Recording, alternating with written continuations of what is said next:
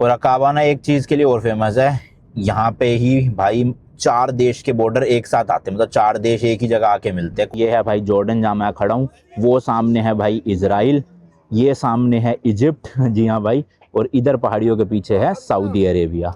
देख रहे हो भाई क्या गजब की जगह ले आया मैं। तो भाई अपनी ही गाड़ी ले आया है, देखना BMW कितना पुराना मॉडल है जिसकी बोनट यूं खुलता है भाई साहब। और इस तरह के पेट्रोल पंप होते हैं भाई जॉर्डन में, आप देख सकते हो। प्राइस भी यहाँ पे देख लो 1.05 पर लीटर। भाई देखना कितने लोग आ गए हेल्प करने के लिए, बढ़िया लोग है भाई जॉर्डन के, मदद कर रहे हैं। गाड़ी खराब हो गई ना यहाँ पे मेरी, तो देखो भाई यहाँ पे मुझे पुलिस ने रुकवा लिया। ये देखो ये रहे पुलिस वाले भाई साहब, कह रहे लाइसेंस दो। पता नहीं, मैं तो 10-15 की स्पीड में चल रहा था, लग तो नहीं रहा मैंने कोई रूल ब्रेक किया है इस रोड पे। मुझे तो राइट लेना है, मैप यही दिखा रहा है, पता नहीं क्यों रोका है। तो भाई ये चालान पकड़ा दिया है, पीछे मेरी लाइसेंस की डिटेल है और पता नहीं कितने हज़ार का है या लाख का है, मुझे नहीं पता भाई। तो जी आज है नेक्स्ट डे, ठंड बहुत बढ़ गई है, बारिश आई थी और अभी और आएगी, तो ट्रेजरी का तो प्लान कैंसिल। अब मैं देखता हूँ आज आगे क्या करना है, वो आपको अगले व्लॉग में पता चलेगा। फिलहाल मैं निकला हूँ फ्रिज मैग्नेट लेने, ताकि कम से कम बारिश आने से पहले पहले फ्रिज मैग्नेट अपने पास आ जाए, वरना बारिश आ गई तो बुरी हालत हो जाएगी। भाई इतनी ठंड है, अब तो मैं सोच रहा हूँ अच्छा हुआ कल ही चला गया पेट्रा।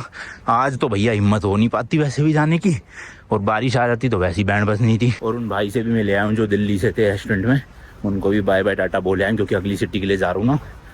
फ्रिज मैग्नेट नहीं मिला, बस देखता हूँ कहीं और होता है तो ठीक है, वरना आगे वादी रम में ले लूँगा या अमान में ले लूँगा। उधर भाई सामने है तो एक दुकान, इधर भी है देखो ये रे फ्रिज मैग्नेट्स, तो इनसे पूछता हूँ। तो भाई एक ये शॉप मिल गई है, इनके पास तगड़ा ही कलेक्शन है। ये देखो फ्रिज मैग्नेट का तो 2 मैंने ले लिए, एक जॉर्डन का ले लिया और एक ये पेट्रा में जिसमें ट्रेजरी बनी है। तो ये जो पेट्रा वाला है ये 1 JD का यानी 120-130 रुपये, और ये वाला 2 JD का यानी कि इंडिया के लगभग 250 रुपये। तो ले लेते हैं या दिस टू। भाई गाड़ी स्टार्ट ही नहीं हो रही, चाबी लगा के देखो यहाँ लाइट आ गई, लेकिन जैसी चाबी घुमाऊंगा देखना बस हो ही नहीं रही स्टार्ट। और मैं सोच रहा हूँ ज़्यादा करूँगा तो बैटरी ना वीक हो जाए। तो ये मुझे लग रहा है रात को टेम्परेचर गया माइनस में पक्का, और ये गाड़ी की बैंड बच गई है। अबे यार शिट, अब क्या करूँ? यहाँ तो मैकेनिक बुलाने में पता चले अच्छा खासा पैसा ले ले। नहीं चल रही भाई, गई। बात करता हूँ रेंटल कंपनी से। भाई ये कह रहे हैं कार रेंटल वाले, इनको मैंने मैसेज किया कि आगे का फ्रंट बोनट खोलो और बैटरी की केबल इसकी डिस्कनेक्टेड होएगी वो लगा दो। अगर डिस्कनेक्टेड होती तो अंदर वो लाइट कैसे आती है ना, तो कनेक्टेड है भाई। ये देखो कहाँ से डिस्कनेक्टेड है। एक तो ठंड इतनी गंदी हो रही है, 5 मिनट बाहर निकलती कुल्फी जमने लग रही है भाई। वो तो लग रहा है आज भी यहीं रुकना पड़ जाएगा जिस हिसाब से गाड़ी की दिक्कत हुई है। खैर मेरे को जाना तो आज यहाँ से वादी रम के पास एक शहर है अकाबा, काफ़ी बड़ा शहर है वो जॉर्डन का।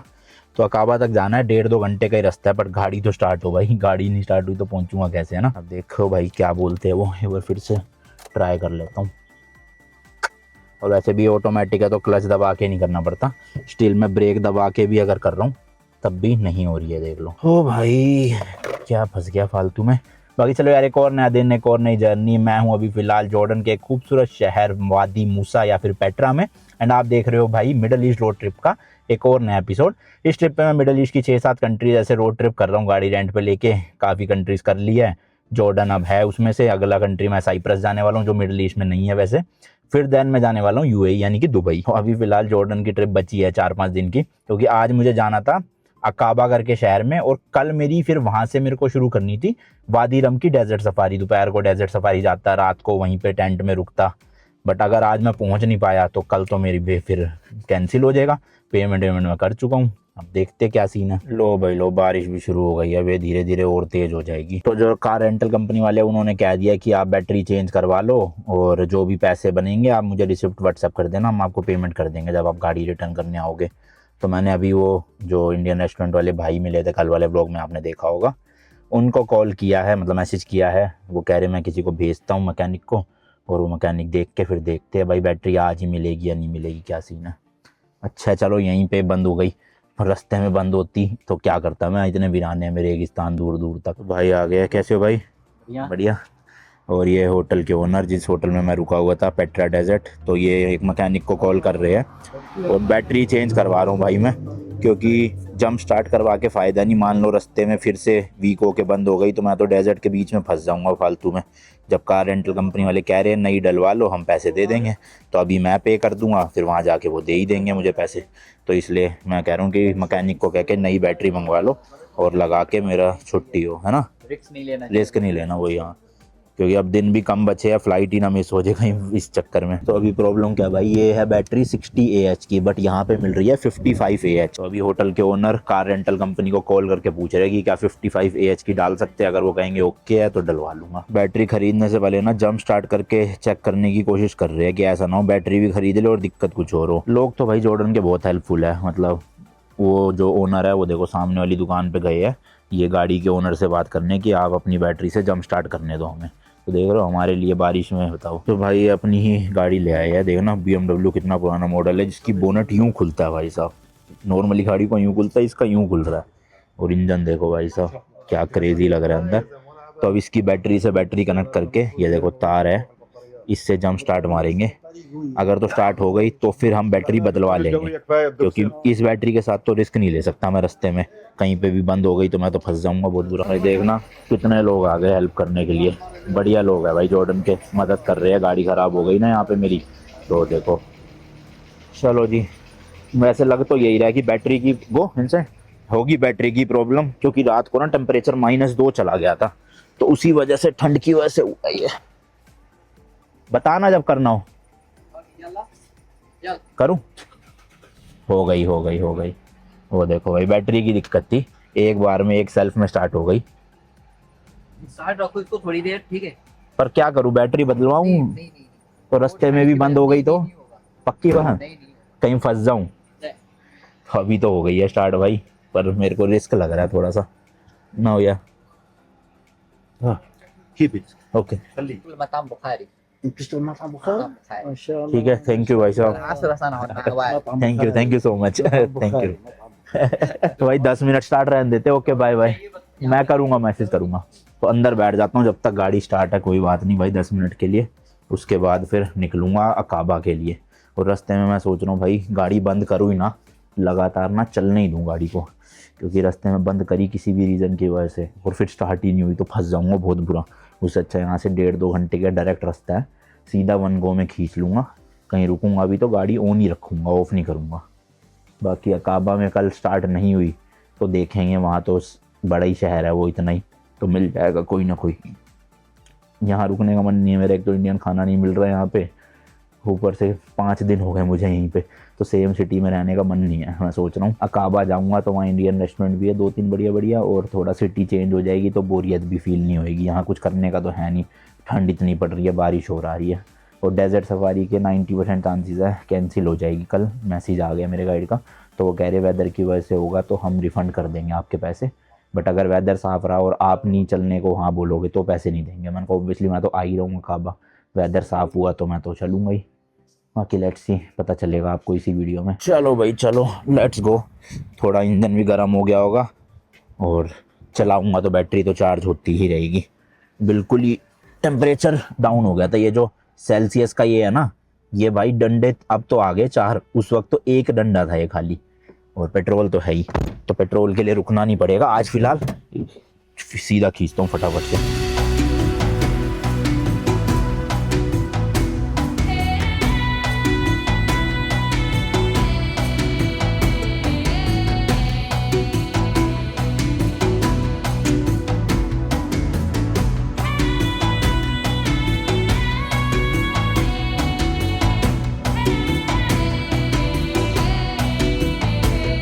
तो भाई पेट्रा जो था ना वो थोड़ा पहाड़ी पे था, मतलब अब हम जो है वो नीचे डाउन जा रहे हैं काबा की साइड में। और भाई साहब सामने आप आसमान देख लो, पूरे काले बादल हुए पड़े इस वक्त, तगड़ी ही बारिश हो रही होगी मतलब अमान में इस टाइम पे, और अकाबा में भी चांसेस है कि बारिश हो। तो कल तो अपना डेजर्ट सफारी का मुझे कैंसिल ही लग रहा है सीन। अब मैं सोच रहा था अकाबा ना ही जाऊँ, यहाँ से सीधा फिर अमान ही चला जाऊँ, बट मैंने सोचा चलो अकाबा तो घूम ही लूँगा थोड़ा बहुत, डेजर्ट सफारी भले ही हो ना हो क्या फ़र्क पड़ रहा है ना। तो इसलिए अब अकाबा जा रहा हूँ। यहाँ से 100 किलोमीटर और बचा हुआ है, 1 घंटा 21 मिनट दिखा रहा है। थोड़ा पहाड़ी इलाका है इसलिए टाइम लग रहा है, वरना यहाँ के हाईवे के हिसाब से 100 किलोमीटर तो भाई आराम से 60-70 मिनट में हो जाते हैं, बट अब दिखा रहा है 90 मिनट। नहीं 70 मिनट 80 मिनट दिखा रहा है अभी। हाँ ठीक ही है फिर तो मतलब। और सामने देखो भाई पवन चक्की, विंड मिल कितने सारे हैं। और होने भी चाहिए भाई, इन देशों में हवा इतनी तेज तेज चलती है, कम से कम उस हवा का कुछ तो यूज हो, है ना।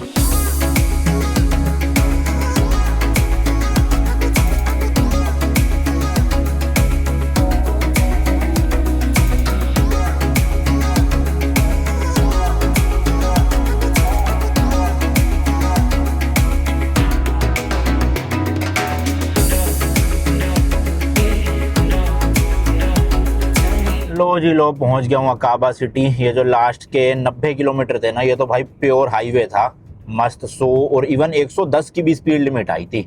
मुझे लगा था 100 की मैक्स है यहाँ पे, पर 110 की भी लिमिट थी। और ये सामने जो आप घर देख रहे हो सारे, यही है अकाबा शहर। 3 किलोमीटर रह गया, तो साइड लगा के कहीं पे होटल बुक करता हूँ, क्योंकि अब तो 4:30 बज चुके हैं। आज तो घूमने लायक बचा नहीं कुछ। कल देखते हैं डेजर्ट सफारी होगी या नहीं होगी। नहीं होगी तो फिर अकाबा घूम के अमान निकल जाऊंगा कल ही। ये तो काफ़ी बड़ा अच्छा खासा शहर है, मेरे को तो लगा इतना बड़ा नहीं होगा, तो बहुत बड़ा है ये तो यार। मतलब वादी मूसा तो इसके आगे कुछ भी नहीं था। जो पेट्रा वाला शहर था वो तो बिल्कुल पिद्दू सा था, ये तो भाई उससे 10-20 गुना बड़ा लग रहा है मुझे। सही है, चलो इसलिए इतने रेस्टोरेंट है इंडियन यहाँ पे, वहाँ नहीं था एक भी इंडियन रेस्टोरेंट। और अकाबा ना एक चीज़ के लिए और फेमस है, यहाँ पे ही भाई 4 देश के बॉर्डर एक साथ आते हैं, मतलब 4 देश एक ही जगह आके मिलते हैं। कौन कौन से वो बताऊंगा जब आपको कल दिखाऊंगा अकाबा। इसलिए काफ़ी इंटरेस्टिंग जगह है ये, काफ़ी टूरिस्ट आते हैं यहाँ पे। तो भाई यहाँ आ गया हूँ, ये यहाँ की मेन मार्केट सी है, बड़े बड़े होटल्स भी है देखो ये। और एक हिल्टन होटल भी था शायद, ये वाला है, पता नहीं कौन सा था। इधर देखो ये रहा काफ़ी बड़ा। एंड जस्ट यहीं पे है Indian restaurant, 7 spices, authentic Indian restaurant. चलो भाई गाड़ी यहाँ लगा दिया पार्किंग में। हल्की सी भाई फुटपाथ पे टच हो गई थी अभी, पर अच्छा टूटा नहीं, वरना फटका लग जाता। गंदी बहुत हो गई बारिश की वजह से ना। तो अभी फ़िलहाल मैंने होटल बुक नहीं किया है, खाना खाने ही आ गया मैं तो डायरेक्ट। खाना खा के मतलब खाना खाते खाते ही रेस्टोरेंट के अंदर ही कोई होटल ढूंढ लूँगा आसपास और बुक कर दूँगा। चलो जी, ये देखो भाई मेन्यू, यहाँ पे वेजिटेबल्स सारी मिल रही है। आलू भाजी, आलू गोभी, पनीर बटर मसाला, पनीर टिक्का मसाला, दाल मखनी। शुक्र है, इतने दिन से ढंग का कुछ मिल ही नहीं रहा था। 5 दिन से फलाफल, पिज़्ज़ा और यही सब खा रहा था, हमस वगैरह। बाकी यहाँ पे अपने को सब मिल गया, लेट्स गो। रेट भी एक सब्जी के 4 जॉर्डन डिनार, 3.5, 4, 5, मतलब वही 500-600 रुपये की सब्जी है। और चपाती है भाई लगभग 80-90 रुपये की। नान सस्ता है 60 रुपये के आसपास का, तो ठीक ही है प्राइजेस, तो इतने कुछ महंगे भी नहीं है, बढ़िया है। चलो टेस्ट करते कैसा है। खाली पड़ा है बाहर तो अभी फ़िलहाल, अंदर बैठूंगा भाई, बहुत ज़्यादा ठंड हो रही है। क्योंकि हालांकि अकाबा में इतनी ठंड नहीं है, क्योंकि ये और साउथ में पड़ता है। पेट्रा में ज़्यादा ठंड थी और अमान में और ज़्यादा ठंड होगी। चलो भाई यहाँ बैठ जाते हैं। लो जी, एक सब्जी आ गई, चावल आ गए, आलू के परांठे आ गए और साथ में प्याज आ गए। Let's go. The next morning. भाई ये मैंने कल रात को होटल लिया था इंडिया के 2600 रुपीज़ का। बेड लगा हुआ है, अलमारी, बाकी कुछ नहीं है, बस यहाँ टीवी लग रहा है, मिरर है एक, और ये बाथरूम है ठीक ठाक। बाकी बालकनी ज़रूर है, यहाँ से बाहर का नज़ारा दिख रहा है, वो देखो सामने पहाड़ियाँ क्या मस्त लग रही है ना। अब एक बैड न्यूज़ है भाई, अपना जो वादी रम डेजर्ट का टूर था आज का, वो कैंसिल हो चुका है ड्यू टू वेदर। कभी भी बारिश आ सकती है और बहुत तगड़ी आ सकती है। तो बेसिकली डेजर्ट में क्या होता है, आपको दिन भर पूरा घुमाएंगे, डेजर्ट के बीच में रेगिस्तान में लंच करवाएंगे और रात को वहीं पे टेंट लगे होते हैं, उसी में सुलवाते हैं। तो मैंने इसके पेमेंट भी कर दी थी, बट अब वो कैंसिल हो गया वेदर की वजह से, क्योंकि बारिश आ गई तो ना तो कुछ एक्टिविटी हो पाएगी, ऊपर से रेगिस्तान में मिट्टी होती है तो मिट्टी कीचड़ में बदल जाती है पानी की वजह से, जिसकी वजह से वहाँ गाड़ियाँ भी ढंग से नहीं चल पाती। तो इसलिए उन्होंने पैसे कह दिया कि रिफ़ंड कर देंगे। अब कब तक रिफ़ंड होगा पता नहीं, पर मिल जाएंगे पैसे अपने, वो कह रहे हैं वो। तो इसलिए आज अब प्लान बन रहा है आज सीधा अमान जाने का। कल मारूंगा रेस्ट, क्योंकि परसों मेरी फ़्लाइट है वापस नहीं, सॉरी, आगे अगली कंट्री साइप्रस की। तो देखते हैं, अमान में भी बारिश हो ही जो होगी तगड़ी वाली, तो घूम तो वहाँ भी नहीं सकता। इसलिए आज शाम तक या रात तक पहुँच जाऊँगा अमान और कल रेस्ट मारूंगा। और हाँ, आज आपको मैं जॉर्डन के पेट्रोल पंप भी दिखाऊंगा। देखते हैं यहाँ पे रेट वेट क्या है पेट्रोल का। भाई यहाँ पे मुझे पुलिस ने रुकवा लिया है, देखो ये रहे पुलिस वाले भाई साहब, कह रहे लाइसेंस दो।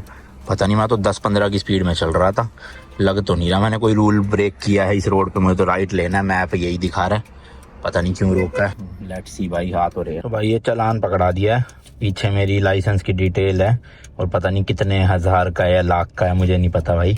बट अब ये चालान मुझे नहीं भरना एक्चुअल में, ट्रांसलेटर की मदद से, क्योंकि इनको इंग्लिश आती नहीं थी पुलिस वालों को ना, तो अरेबिक टू इंग्लिश ट्रांसलेटर करा, तो इन्होंने मेरे को समझाया कि चालान जो है वो मेरा नहीं है, कार रेंटल वालों का है। तो अभी मुझे कोई पैसे नहीं देने पड़े, शायद उन्हीं के ऊपर चालान कटेगा। तो मैंने उनको व्हाट्सएप पे भेज दिया कि ऐसे ऐसे मुझे पुलिस ने रोका है और ये चालान दे दिए, क्योंकि रजिस्ट्रेशन जो है गाड़ी की, मतलब आरसी, वो 2025 में एक्सपायर हो गई है और अब 2026 चल रहा है। मेरी थोड़ी गलती है भाई, मैंने तो रेंट पे लिए हैं। तुम देखो, तुम्हारी गाड़ी है, अपना जो करना है करो। एक चीज और भाई, यहाँ पे भी ना अमेरिका के पुलिस वालों की तरह इनकी बॉडी पे कैमरा लगा होता है, जिसे बॉडी कैम कहते हैं। तो अब वो चलता था नहीं चलता मुझे नहीं पता बट काफी ना अच्छा कॉन्सेप्ट है ये, कि जब भी आप किसी के खिलाफ चालान कर रहे हो या फिर आप कुछ भी एक्शन ले रहे हो, तो बॉडी कैम हमेशा चालू रहना चाहिए, ऐसा यूएस में लॉ है। तो इससे क्या होता है ना, जब वो दूसरा बंदा अगर सही है अपनी जगह और वो कोर्ट में कुछ भी मतलब चैलेंज करता है पुलिस वालों के खिलाफ कि जी मेरी गलती नहीं थी, या इसने मेरे से रिश्वत लिया, ये करा वो करा, तो कोर्ट में वो बॉडी कैम फुटेज बहुत बड़ा इंपॉर्टेंट रोल प्ले करती है। अगर किसी रीजन की वजह से वो बॉडी कैम फुटेज नहीं है, तो फिर पुलिस वालों पे बात आ जाती है कि कैसे नहीं है, रिकॉर्डिंग ऑन क्यों नहीं थी या ये वो। तो यहाँ भी इनकी आउटफिट में ना, ड्रेस में या छाती पे कैमरा लगा हुआ था। अब पता नहीं चलता है कि नहीं चलता, बट मेरे हिसाब से ना हर देश में ये होना चाहिए कैमरा, सही रहता है। तो अभी फिलहाल मैं अकाबा सिटी में ना अल गैंडोर बीच पे आया हूँ। पार्किंग यही रोड के साइड में थी, लगा दी है भाई। ये देखो बाकी गाड़ियां भी खड़ी है, अपनी है खड़ी। और बीच की एंट्रेंस आई गेस इधर से है, नीचे जाके। अब पता नहीं पब्लिक बीच है ये या किसी रिजॉर्ट वाले का है, जाके ही पता चलेगा। फ्री में जाने दिया तो पब्लिक रिजॉर्ट ही होगा, पैसे मांगे तो फिर प्राइवेट होगा। तो भाई फ्री है बीच तो मेरे हिसाब से, किसी ने कुछ रोका नहीं, ना पैसे मांगे, डायरेक्ट आने दिया। तो ये देखो काफ़ी लोग हैं यहाँ पे तो, और इस तरह की देखो नाव भी है, बोटिंग भी आप कर सकते हो यहाँ पे जाके। ओ भाई साहब दूर दूर तक है यार काफ़ी, देखो। तो चलते हैं थोड़ा सा बीच की तरफ देखते हैं। तो कल मैं बता रहा था ना आपको, ऐसी जगह है ये अकाबा जहाँ पर एक ही जगह पे 4 देश आकर मिलते हैं। जी हाँ भाई, 4 देशों की एक तरह से बॉर्डर एक ही जगह से दिख जाती है।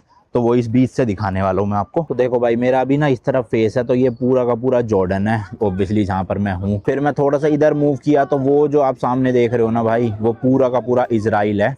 जी हाँ भाई, आप मैप पे भी देख सकते हो, फेस उधर करके इजराइल है ये पूरा का पूरा। देन मैं थोड़ा सा और मूव करूँगा इधर, तो ये जो सामने आप दिख रहा है समुद्र के पार, ये पूरा का पूरा इजिप्ट है। जी हाँ भाई, मैप में भी आप देख सकते हो इजिप्ट का ये पार्ट है बिल्कुल इधर राइट साइड वाला। एंड देन मैं थोड़ा सा और इधर घूम जाऊंगा, तो ये जो बिल्डिंगें हैं ना भाई, इसके बैक साइड में, मतलब वो जो आपको पहाड़ियाँ दिख रही है ना, उस पहाड़ियों के पीछे जो है वो सऊदी अरेबिया है।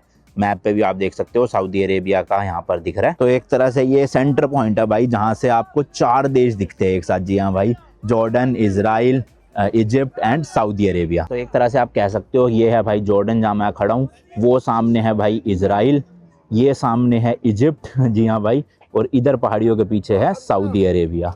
देख रहे हो भाई, क्या गजब की जगह ले आया मैं। और ये जहाँ पे बोटिंग हो रही है भाई, इसको कहते हैं रेड सी। जी हाँ भाई, ये रेड सी है। और यहीं पे ना देखो इन्होंने ये रस्सियाँ सी लगा रखी है, ताकि बोट जो है वो इससे आगे ना जाए, क्योंकि भाई आगे चले गए आप ज़्यादा तो आप सीधा जाके मिलोगे इजिप्ट में या इजराइल में। और इजराइल आपको पता ही है भाई कितना खतरनाक है इस मामले में। तो गलती से भी अगर आपकी बोट वहाँ सामने चली गई ना उधर कहीं इजराइल में, तो आपकी समझ लो बैंड बजनी तय है। तो इसलिए ये रस्सियाँ सी लगा रखी है एक तरह से बैरिकेडिंग करके। तो मुझे जहाँ तक लग रहा है भाई, वो जो सामने बोटिंग हो रही है ना, वो शायद इजिप्ट साइड के लोग हैं, शायद से, कंफर्म नहीं हूँ मैं, क्योंकि मुझे नहीं लग रहा ये यहाँ से जॉर्डन वाले इतनी दूर तक जाएंगे, देखो है ना। तो वो शायद इजिप्ट होगा। तो अभी मैंने ध्यान से देखा, ये सामने एक्चुअल में इजिप्ट नहीं, ये पूरा इजराइल ही है, जहाँ तक मेरे को मैप में देख के समझ आया है। ये देख रहे हो ना आप, जो मशीनें सी लगी हुई है, डॉल्फिन बीच करके आ रहा है कुछ ऑनलाइन, वो पता नहीं कौन सा है भाई, ये है या ये है। आईफोन का मैंने 15x जूम कर रखा है भाई, तब भी देख लो ढंग से नहीं दिख रहा है, तो दूर थोड़ा, बट जो भी है। और इजिप्ट है फिर उस तरफ कहीं पे, ये जो आप पहाड़ियाँ देख रहे हो ना, ये शायद इजिप्ट की है। और सऊदी तो मैंने बता ही दिया इधर है। बोटिंग वोटिंग के पैसे पता नहीं भाई कितने हैं, और ये कहाँ तक ले जाएंगे, जिस हिसाब से ये बैरिकेडिंग कर रखी है आइडिया नहीं है। तो ये लोग बैठे हुए हैं, इनसे आप पूछ सकते हो, ये आपको प्राइजेस वगैरह बता देंगे। और यहाँ पे स्कूबा डाइविंग भी होती है कहीं पे, लोग स्कूबा डाइविंग के लिए बहुत आते हैं काबा में, तो वो भी आप कर सकते हो। प्लस में जैसे डेड सी में नमक बहुत था ना, वहाँ तो तैरना ही पॉसिबल नहीं था, ऐसी रेड सी वैसा नहीं है। रेड सी में आप तैर सकते हो, हालांकि नमकीन तो होगा शायद ये भी पानी थोड़ा, बट उतना नहीं है जितना डेड सी था भाई। तो इसमें स्विमिंग करने लोग आते हैं काफ़ी सारे, और बोटिंग वगैरह भी देखो काफ़ी टूरिस्टी एरिया है। मैंने आपको थोड़े दिन पहले वाले व्लॉग में बताया था जॉर्डन का जो गोल्डन ट्रायंगल है वो काफ़ी फेमस है। गोल्डन ट्रायंगल है वादी मूसा यानी कि पेट्रा, फिर उससे नीचे देखोगे आप इधर की तरफ वादी रम डेजर्ट, और इधर देखोगे तो आ जाता है अकाबा। तो ये तीन यहाँ का गोल्डन ट्रायंगल में साइट्स आती है जो टूरिज्म के लिए काफ़ी ज़्यादा फेमस है। अमान को ये कंसिडर नहीं करते, शायद अमान में ज़्यादा घूमने का है नहीं कुछ, तो इनकी मेन जो है टूरिस्ट वाली इकोनॉमी वो इन तीनों शहरों पे ही बेस्ड है। तो आप भी अकाबा ज़रूर आना, पेट्रा चले जाना, वो तो बहुत इंपॉर्टेंट है, और वादी रम भी ज़रूर जाना, उसको मार्स ऑन अर्थ बोलते हैं, बट मेरा टूर कैंसिल हो गया। आप सही मौसम में आओगे तो सही है। देखो ये बीच बीच में कुछ तो पड़े है, ये है ना, वाइट सा था एक वहाँ पे, एक देखो ये रहा रेड सा, तो ये मेरे को लग रहा है बाउंड्री ही बना रखी है एक तरह से दोनों कंट्री की। अगेन भाई मैं श्योर नहीं हूँ इस चीज़ को, तुक्का लगा के बोल रहा हूँ आपको, बट शायद से ये बाउंड्री है, और उधर जो बोट्स घूम रही है ये सब इजराइल के लोग हैं शायद से। बाकी ना तो मुझे तैरने का मन करता है भाई, क्योंकि स्विमिंग आती नहीं है, ना मुझे स्कूबा डाइविंग का शौक है, ना मुझे बोटिंग का शौक है। तो बस थोड़ी देर यहीं पे बैठ के उसके बाद निकलते हैं अमान के लिए। 4.5 घंटे का रास्ता है, क्योंकि यहाँ से रात ही हो जाएगी भाई, 8-9 बज जाएंगे। एयरबीएनबी मैंने बुक कर लिया ऑलरेडी, तो देखते हैं। और जहाँ तक मेरा अंदाज़ा मुझे सही लग रहा है, ये पूरा सामने इजराइल ही है शायद से, क्योंकि मैप तो यही दिखा रहा है भाई, सामने इजराइल है। बाकी भाई मैंने बोट राइड वालों से पूछा, स्पीड बोट के 3 चक्कर है, एक स्मॉल मीडियम लार्ज। लार्ज में बेसिकली ये चारों बॉर्डर तक ले जाते हैं आपको, पानी में ही, ज़मीन पे नहीं ऑब्वियसली, ज़मीन पे तो सीधा खोली आएगी इजराइल की, तो बॉर्डर तक ले जाएंगे पानी में। और बिग राउंड के बता रहे हैं ये 60 जेडी यानी इंडिया के 7,000 रुपये, और मीडियम राउंड के बोल रहे थे 30 जेडी, और स्मॉल के बोल रहे थे 15 जेडी। तो मेरे को करनी तो थी नहीं, मैंने कहा ओके थैंक यू, मैं जाने लगा। करते करते भाई पहले बड़े वाले राउंड के आए 45 जेडी 60 से, फिर आए 40, फिर आए 30, फिर कहते ओके आपके लिए 20 जेडी में बड़ा राउंड करवाएंगे, चारों बॉर्डर दिखाएंगे। 20 जेडी का मतलब हो गया 2500-3000 रुपये इंडिया के।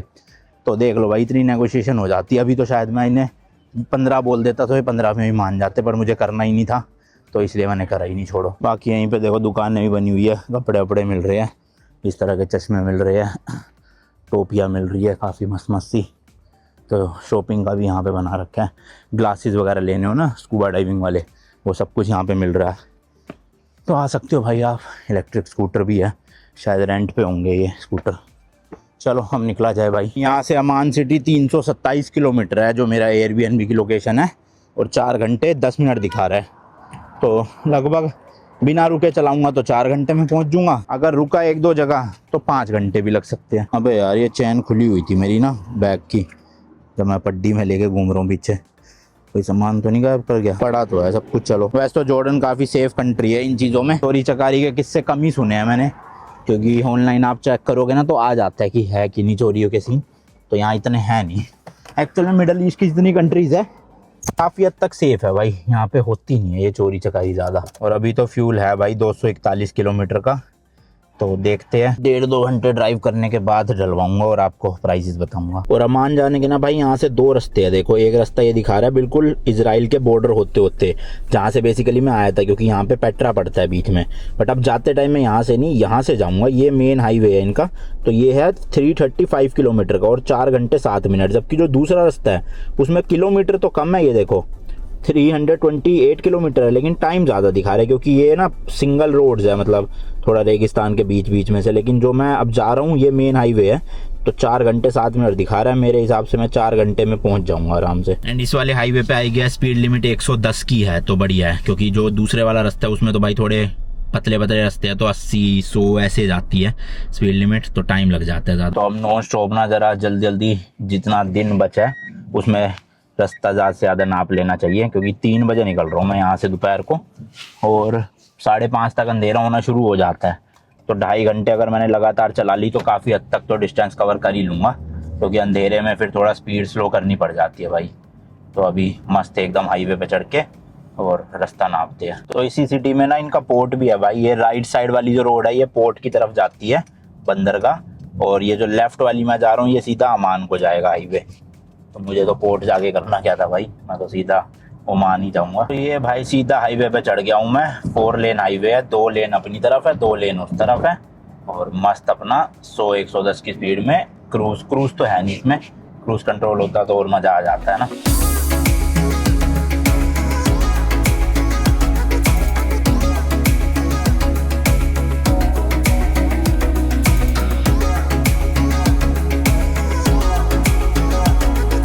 और भाई लगभग 30-40 किलोमीटर चलने के बाद ये रम का बोर्ड आ गया और इधर भी आप देख सकते हो लिखा है वादी रम।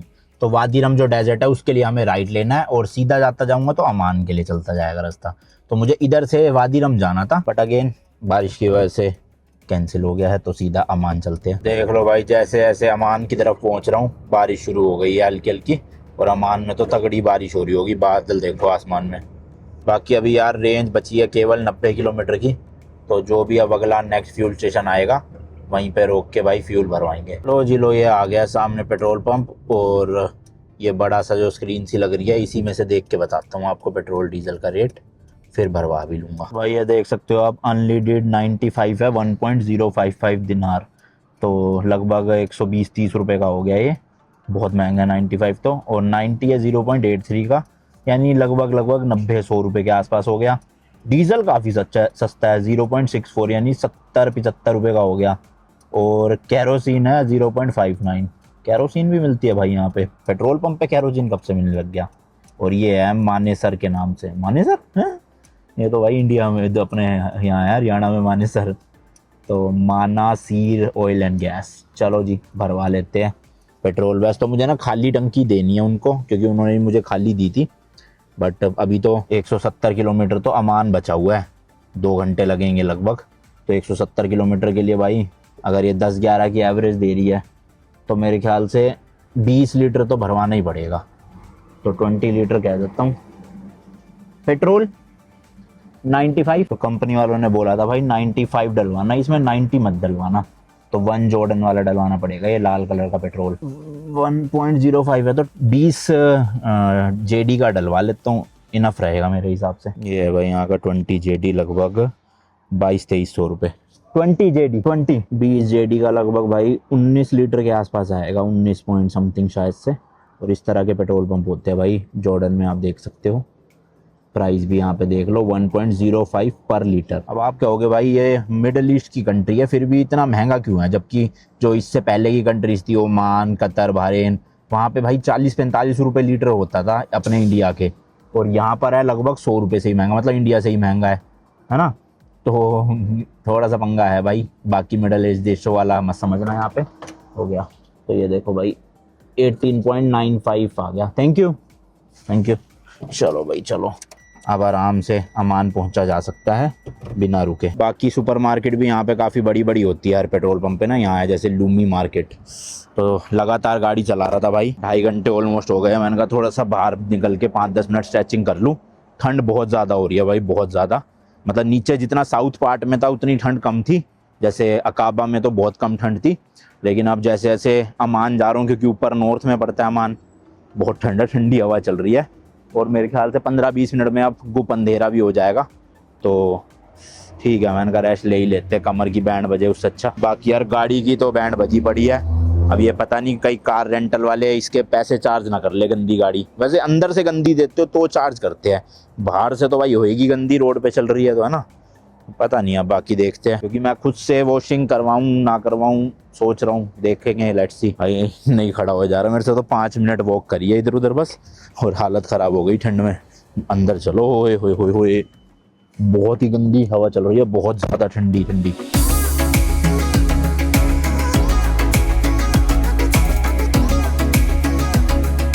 भाई कुछ ही किलोमीटर में अमान में एंटर होने वाला हूँ, और देख लो इतनी तगड़ी बारिश हो रही है यहाँ, तो सड़कें भी पूरी भीगी हुई है, मतलब सुबह से ही बारिश आ रही होगी। लो भाई पहुंच गया हूँ, जो मैंने एयरबीएनबी बुक किया था, इस बार होटल नहीं लिया अमान में ना, एयरबीएनबी लिया है। तो इनकी बेसमेंट में पार्किंग है, ये कार्ड लगाना है यहाँ कहीं पे, तो कहाँ लगाना था, कहीं तो लगाया था उन्होंने, फिर वो कुछ तो करके गए थे, कहाँ चले गए, कहाँ लगेगा, है तो सेंसर चाहिए ही। लो भाई चेक इन कर लिया अपार्टमेंट में, स्टूडियो अपार्टमेंट है, ये एंट्री थी। यहाँ टीवी लगा हुआ है, ड्रेसिंग टेबल, अलमारी, सोफ़ा, टेबल, वहाँ टेबल चेयर, ये बेड हो गया, यहाँ किचन है छोटी सी, इंडक्शन लगा हुआ है, सिंक लगी हुई है, माइक्रोवेव है, वॉशिंग मशीन है, फ्रिज है, तो बेसिक चीज़ें सारी है भाई।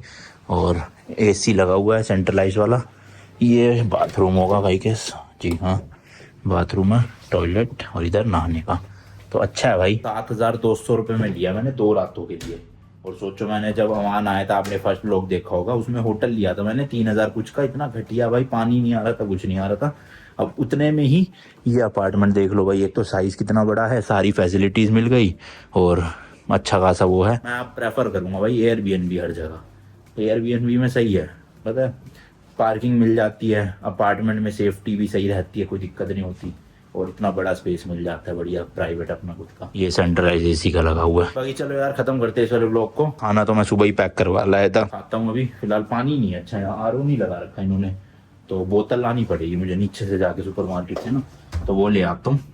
बाकी till then good bye and as always तीखे रास्तों पे नहीं पड़ना फीका। बाय।